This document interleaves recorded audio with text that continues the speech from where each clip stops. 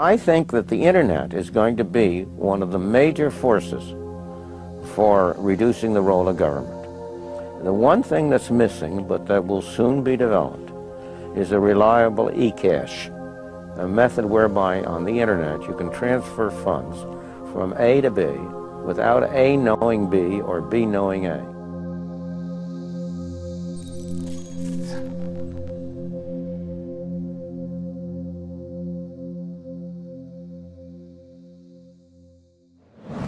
What is a Bitcoin? What is Bitcoin? What backs a Bitcoin? You put some of your money, real money, online, and it turns into Bitcoin. I don't even know why we call them coins, except that they call it coins in the name. I think Bitcoin has turned into a massive multiplayer online game where speculators are trying to out-speculate each other. Is it a means of exchange or an asset class? I see you taking my real dollars, and then you give me virtual money in return. Thanksgiving dinner, my grandmother asked me, what the heck is this Bitcoin stuff anyway, right? And I said to her, do you remember when Visa cards first came out? You were used to paying with cash or with a check, and then a Visa came out. It was this weird payment system that you didn't understand. And she said, yeah, I remember that. I said, well, Bitcoin is just the next evolution of another payment system. Bitcoin. By now, you've probably heard of it. The wild fluctuations in its price has gained the attention of the mainstream financial media. But Bitcoin is much more than just your average investment. Beneath all the hype and hysteria lies what could be the most important technology of our lifetimes. So what exactly is it? To fully appreciate the characteristics that make Bitcoin a potentially world-changing technology, we first need to understand what money is. Currency started developing 6,000 to 9,000 years ago, some sort of medium of exchange, and people used something of value. Societies around the world, though, started to select gold and silver as their primary currency about 3,000 years ago, and then about 680 BC, they became money when they were minted into coins of equal weights. Governments started creating representative currencies where you deposit your gold and silver, or they have gold and silver in the treasury, and they come out with notes that are basically a claim check on the gold. So they're supposed to be as good as gold because you can always convert them into gold. Throughout history, precious metals were chosen as money, not through government decree, but because of their unique features. Gold is rare, easily recognizable, portable, durable, and divisible. Above all, because gold is difficult to find and labor-intensive to mine, refine, and mint, it has always been perceived as a store of value.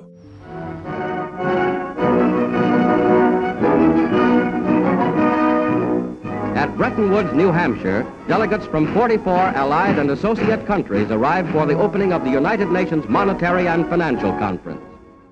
In modern history, as World War II was coming to an end, in 1944, the Allied nations met at the small town of Bretton Woods, New Hampshire. Here, they drafted a new financial system, which would stabilize the world's financial system once the war ended. With the United States poised to enter a golden age of prosperity, the U.S. dollar was chosen to be the world's reserve currency. The Bretton Woods system was created after the Second World War at the Bretton Woods Conference in New Hampshire. And rather than using gold as the means of exchange between countries, as was the case under the old gold standard, the dollar was going to be used. The dollar was chosen because back then it was as good as gold.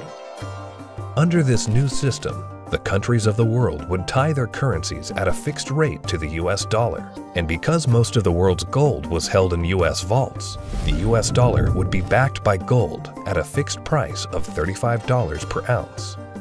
This created a system where the currencies of the world were effectively backed by gold through the U.S. dollar.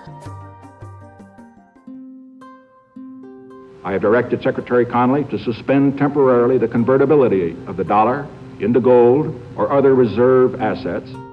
The Bretton Woods system lasted for about 25 years, but in August of 1971, President Richard Nixon called for an emergency press conference where he announced foreign countries would no longer be able to convert their U.S. dollar holdings into gold. This surprise move would come to be known as the Nixon Shock. With this one announcement, President Nixon effectively created our current monetary system, a system where no currency is backed by gold or anything of value. This is what is known as a fiat currency. Fiat currency is currency that's backed by nothing except government promises. The word fiat is a Latin word, and it basically means currency that's circulating by force. If people have confidence in that currency, and if there's enough government force, that will enable the currency to circulate for a period of time until people lose confidence in the currency. Money is a medium of exchange, and the way it has evolved is that it's always something of intrinsic value until the modern age, when the politicians say, well, we don't need anything of intrinsic value anymore. All we need is political decree. We can say this is money, this piece of paper is money. Now money has a new characteristic. But underneath it all, there's this same concept in place that nobody ever seems to challenge, and that is that governments have a right to declare something of no value to be money, and you must accept it. That's really the problem, and it's still the problem today. Without anything tangible backing the currencies we use today, governments around the world have been able to issue unlimited amounts of new currency without restraint. And with the advent of the digital age, currencies around the world are now digits in a global banking database. So what is Bitcoin? Well, simply put, it's a digital currency, much like the electronic currency we use today. But it's also the payment network which facilitates the transfer of this new digital currency from one person to another. Bitcoin's a new internet protocol that enables the transmission of value over a communications channel. You can think of it like being able to send a gold coin as easily as you send an email. You can send any amount of money to anyone in the world, anytime, can't be seized, can't be confiscated, can't be frozen. Very useful technology. So Bitcoin is a digital currency and it is a payment system. So it's a payment system in the same way that bank networks are, or PayPal. Those are all payment systems. But it's also a currency. So PayPal and banks use the dollar as their currency. The Bitcoin payment system uses Bitcoins as its currency. So they both have the same name. What is your opinion of disruptive digital currencies such as Bitcoin? If you're looking for the idea that a currency doesn't really have to be something physical, it can be something that's virtual, that's the system we already have. You know, and if you want it to be, I want a way to make payments electronically, that's, you know, credit cards. I mean, so exactly what it is that this thing is supposed to be doing that we don't already mostly do. Bitcoin is different from other fiat currencies in a couple ways, but not the way people think. So most people think it's different because it is a digital currency, but fiat currencies are also digital, right? So the dollar is a digital currency, the euro is a digital currency. They're all just ones and zeros in the banks of the world. So it's not that Bitcoin is digital that makes it unique. It's unique in that it cannot be created out of thin air. So dollars, euros, yen, these can all be created out of thin air by people who have permission to do so, which is generally a central bank. Bitcoin has no ability to create it out of thin air. So it is a scarce digital asset. Unlike the banking system we currently use, where bureaucrats meet behind closed doors and determine and regulate the supply of new currency, mathematics and cryptography are used to regulate the creation of new bitcoins. The Bitcoin network is decentralized, meaning that instead of transactions and account balances being stored on a central computer or database, Bitcoin's ledger of accounts, more commonly known as the blockchain, is distributed across tens of thousands of computers around the world. There's something called Napster. We all remember Napster. We could download music and movies from Napster, but after a while it got so big and popular, the government came in, shut it down because of copyright infringements. No more Napster, right? So then somebody created something called the Bit Torrent Network. What's this? This is a software people run on their computers that allows people to file share.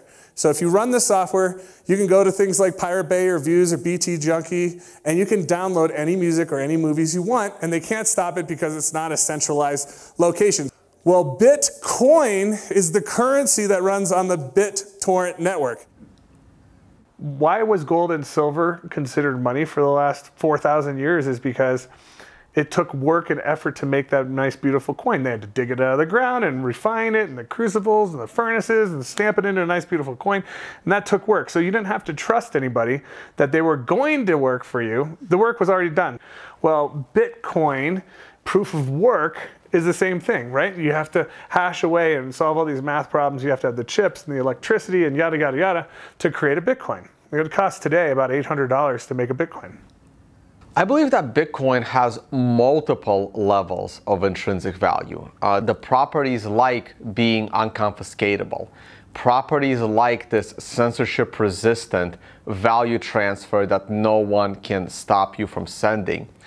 More importantly, what gives it intrinsic value is the productive capacity and the brain power of some of the brightest developers in the world that have chosen to work on this open source protocol. And this productive capacity of some of the brightest minds that are building it is what truly gives it value. All Bitcoin transactions are cryptographically verified by thousands of computers on the Bitcoin network. These very powerful computers, known as miners, expend a massive amount of energy and processing power to verify the integrity of each and every transaction. So the miners basically validate transactions. All these transactions are flying around, and they have not yet been formally vetted by the network.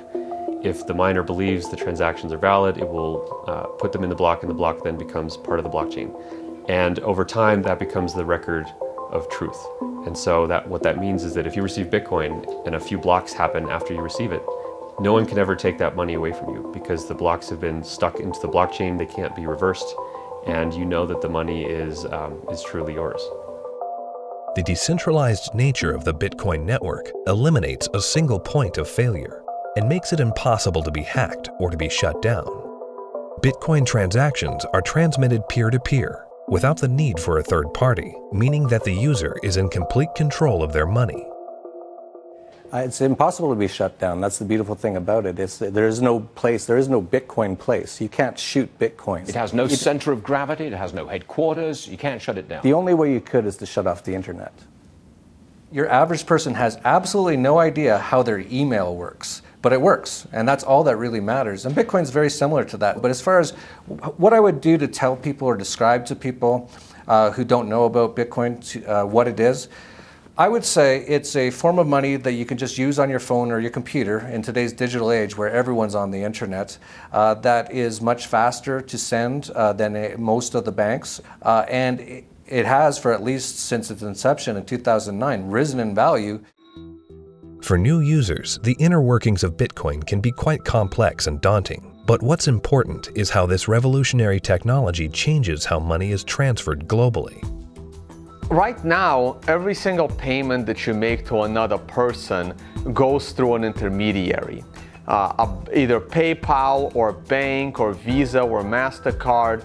And more importantly, the governmental jurisdiction decides if you're allowed to make that payment. That payment could be stopped halfway through, and then you have to try and get your money back. With Bitcoin, no one can stop it. The moment you decide to send another person digital value, you can just send it. And there is nobody in your way. There is no one that has to give you permission to pay another person money, and all they need is an internet connection. This has the potential to displace the need for banks as a trust institution.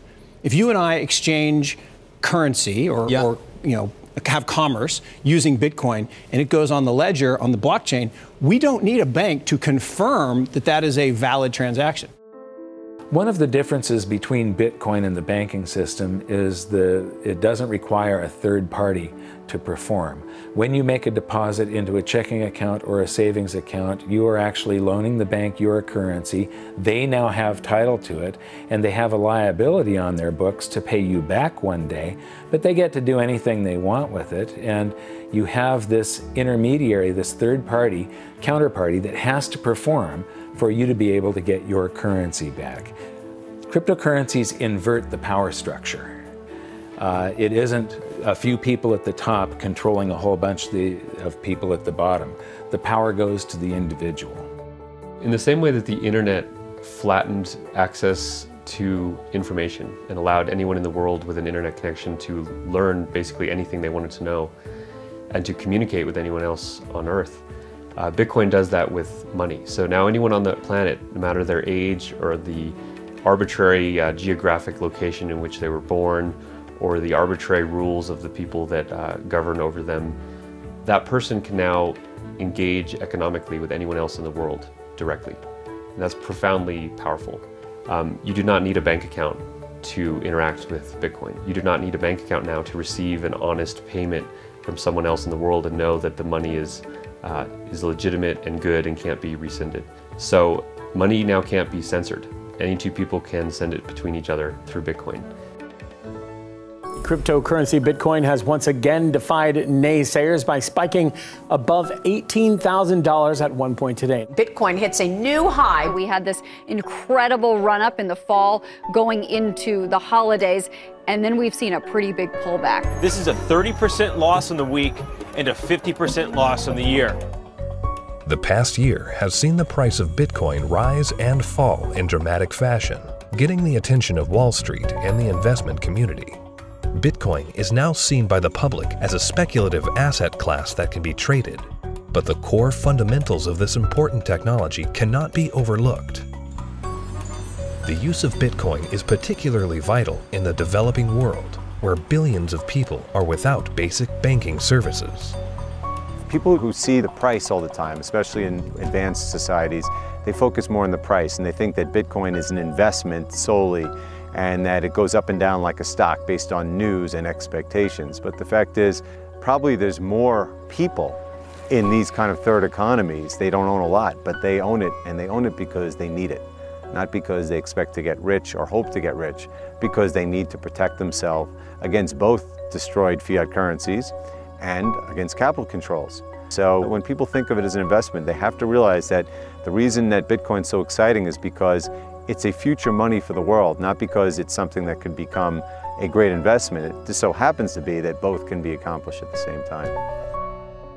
One of the great powers of whether it's Bitcoin or any other cryptocurrencies, if we can figure out how to scale the technology, we can solve a lot of problems in the financial system. We can transact with each other globally at very low cost and very efficiently.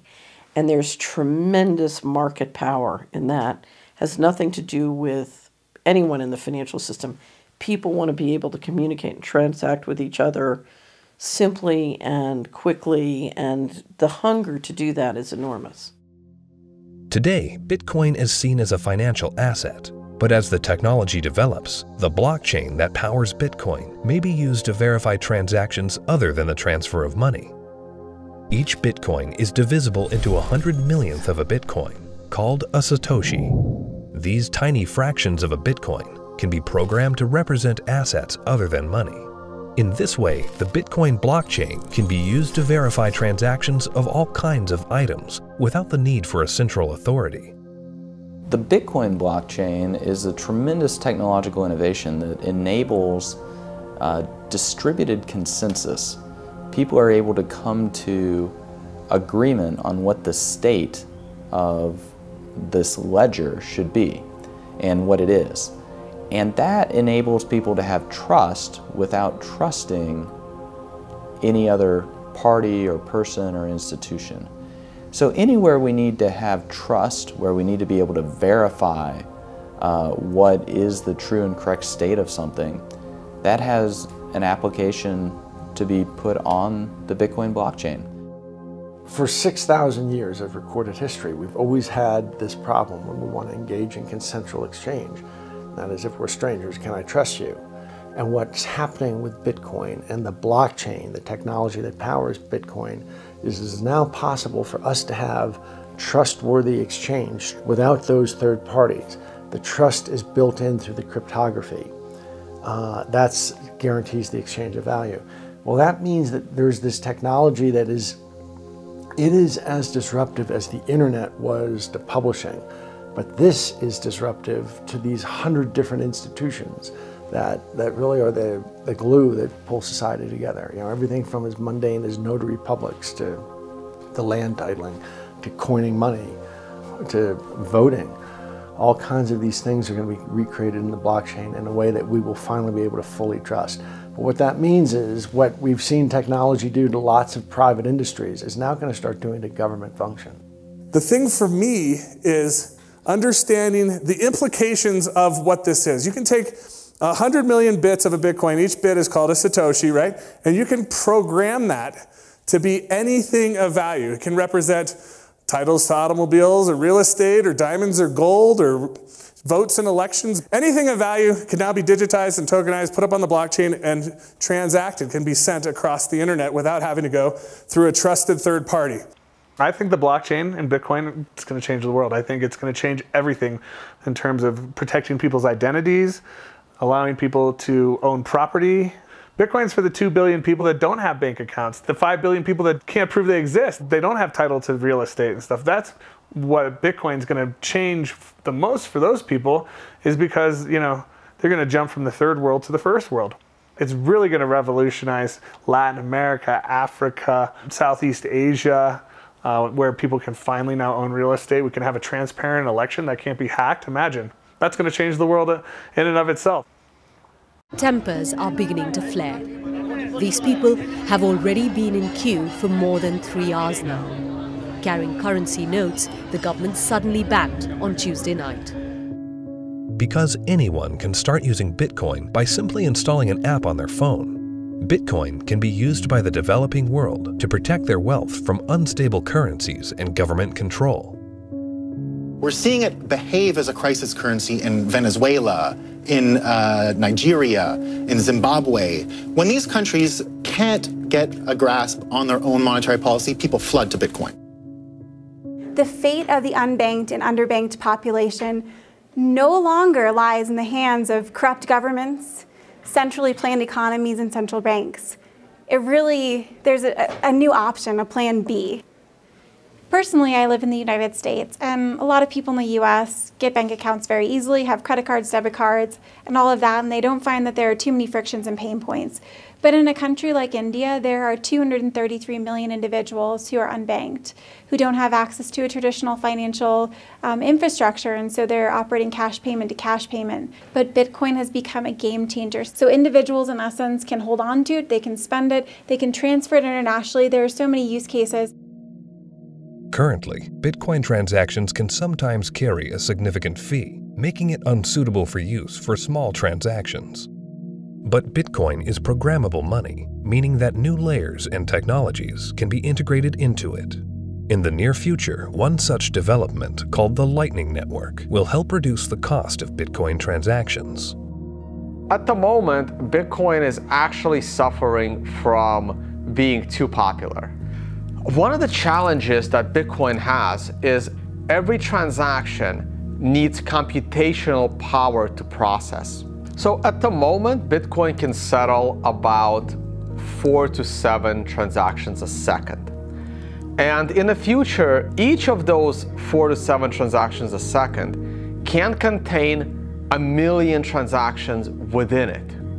And that's what the second layer and Lightning is trying to do. It will just make it so much more efficient and so much cheaper for the average person. The integration of the Lightning Network into the Bitcoin protocol will scale Bitcoin into a fast, cheap, and efficient payment system.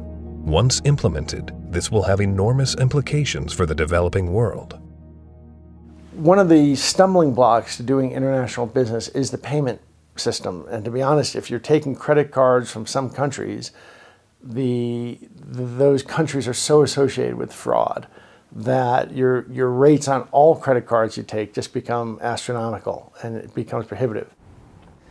Something like 33% of the credit card transactions coming out of Africa are fraudulent. So nobody wants to take business from Africa. It's just too risky.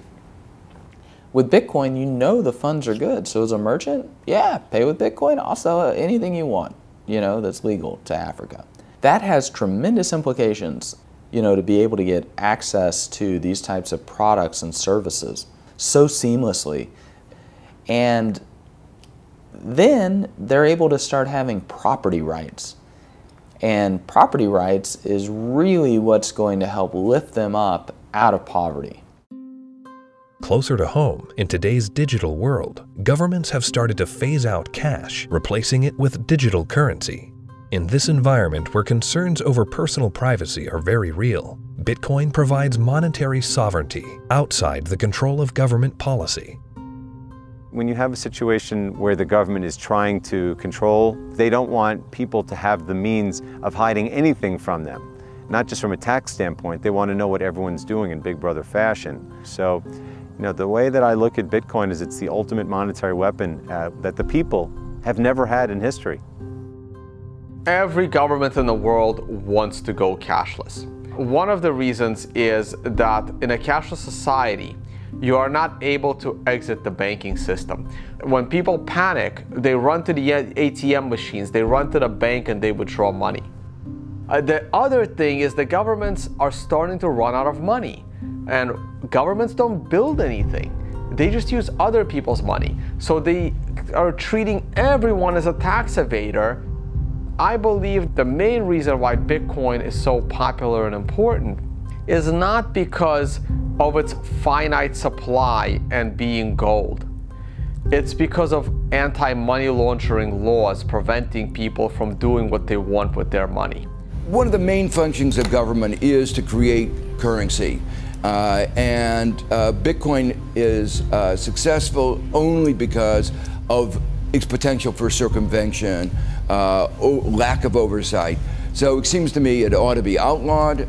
It doesn't serve any socially useful function. As to whether or not Bitcoin is illegal or should be seen to be illegal, cash has been used for a whole heck of a lot more illegal things than Bitcoin has through the years, and still is today.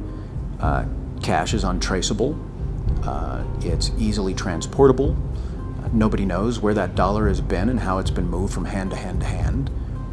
So it's just a matter of making that connection that a cryptocurrency is really not a new thing. It's just a different version in a digital form of something that's existed in our society and legal structures for millennia. Bitcoin is shifting the paradigm and challenging the legacy financial system.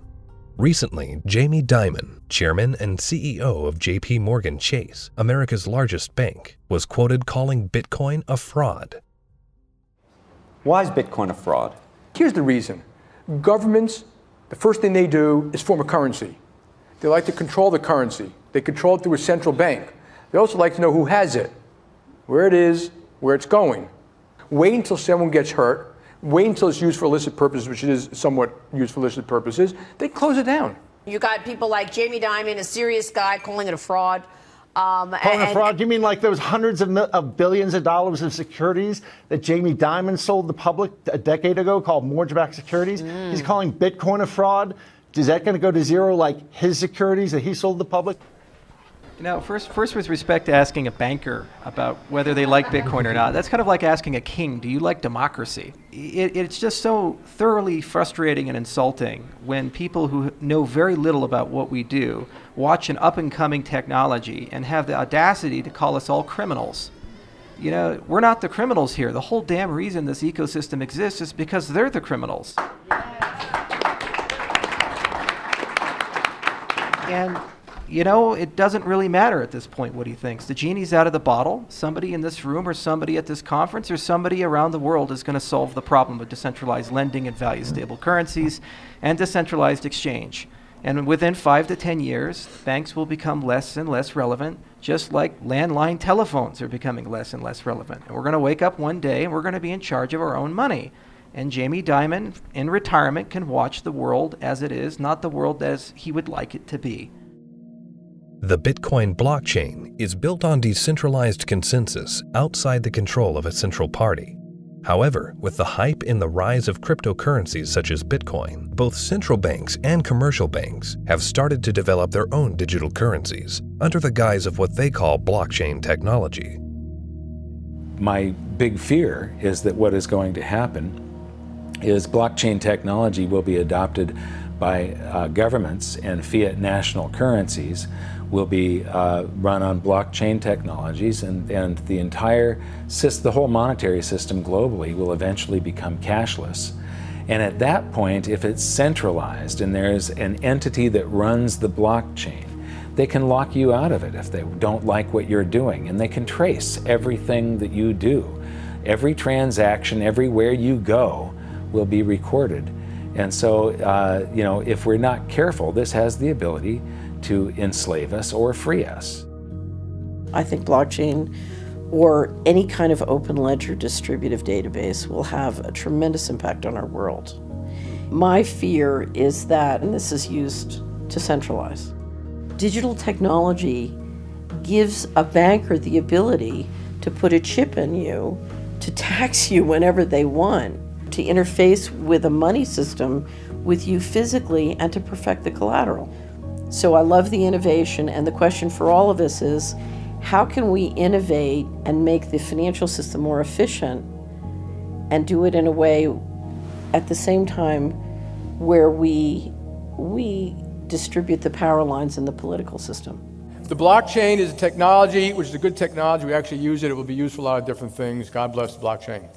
Cryptocurrencies and digital currencies, you know, I think are also fine. You know, JP Morgan moves $6 trillion around the world every day. We don't do it in cash. It's done digitally. Yeah. If it can be done digitally with the blockchain, so be it. But it'll still be a dollar cryptocurrency. A majority of the people are using the word blockchain, and they don't really care whether it has this decentralized mining. The government is going to just have a digital representation of the dollar. They can call it a blockchain, but there's not going to be mining. There's not going to be decentralization. It's going to be a centralized coin. Whether they call it a blockchain or not is irrelevant. The whole purpose of a blockchain is to remove control from a central party. If you're a central bank and you make a blockchain for dollars, and then you have dollar coin, if you still have full control over the dollar coin, you can create how much of it you want, you can control where it goes. There was no point in having a blockchain at all. You might as well just have a centralized database like a banking system. To really use blockchains in any meaningful way, it means that there is no person in charge. And so a central bank, by definition, is the one who is supposed to be in charge of money. And thus they would never create a blockchain or a cryptocurrency that they couldn't control. So that's why they will likely be made redundant, because the market can choose what kind of money it uses. And it now has a choice between a digital currency that can be controlled by central parties and inflated without limit, or a digital currency that cannot be controlled by any central party and that has a fixed amount and can't be debased. Over time, that's going to be a very obvious choice. Bitcoin and the blockchain behind it are incredibly powerful technologies. As the future unfolds, these technologies could be used to restructure the financial system into one of fairness and equality for all, a system outside the control of the banking elite. We have millions of people now taking an interest in what is money, the question of what is money, what should it be? And they're learning, especially a lot of young people. Precious metals were once money. Then came the era of paper money. Could we now be entering a golden age of decentralized digital money? Only time will tell. Bitcoin is first and foremost about changing how the financial system of the planet operates. However, Bitcoin is also a financial asset itself, and it goes through these bubbles, and people have made many millions of dollars when they buy it low, and then it goes up in value. But that's not really what matters at all. What matters is that it's actually going to change the entire ecosystem of the planet, how all humans interact with each other, and that's a very exciting thing to be part of.